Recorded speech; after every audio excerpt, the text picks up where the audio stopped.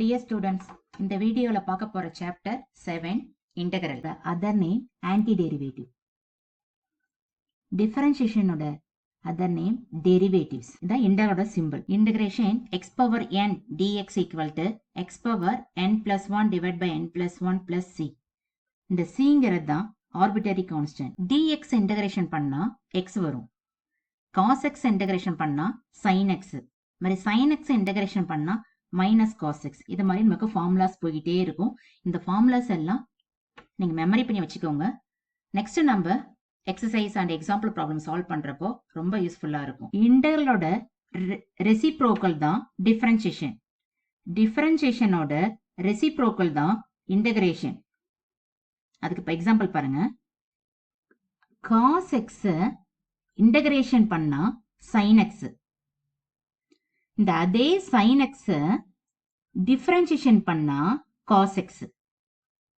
another one sin x integration பண்ணா minus cos x.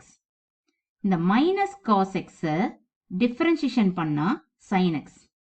இதான் reciprocal. integralல 2 types இருக்கு. ஒன்னு வந்து definite integral, இன்னொன்னு indefinite integral. definite integral அப்படின்னா நமக்கு limit point or summation exist ஆகும். indefinite integralனா limit point or summation exist ஆகாது. எக்ஸாம்பிள் பாருங்க. integration cube dx.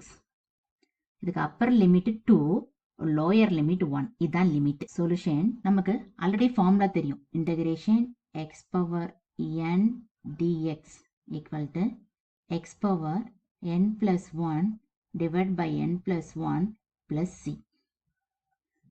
இந்த ஃபார்முலாஸ் இப்போ நம்ம யூஸ் பண்ண போறோம். Integration 1 to 2 x cube dx. இங்க n இருக்கிறதுல இங்க 3 இருக்கு. அப்படியே சப்ஸ்டிட் பண்ணுங்க.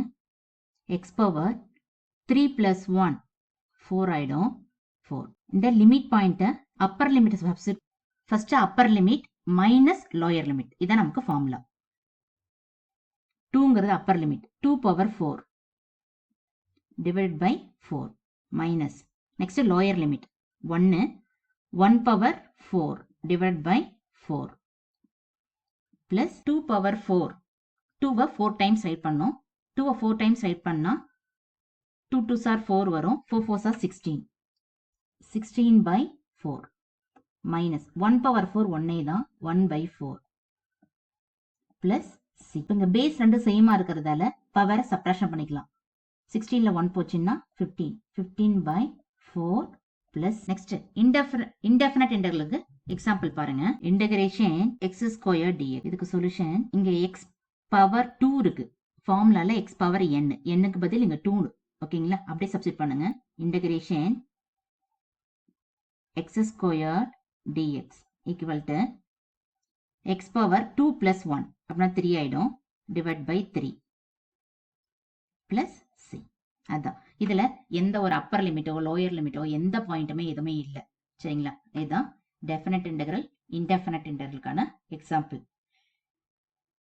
நெக்ஸ்ட் வீடியோல இதை பேஸ் பண்ணி வரக்கூடிய எக்ஸாம்பிள் அண்ட் எக்ஸசைஸ் ப்ராப்ளம்ஸை நம்ம சால்வ் பண்ணலாம்.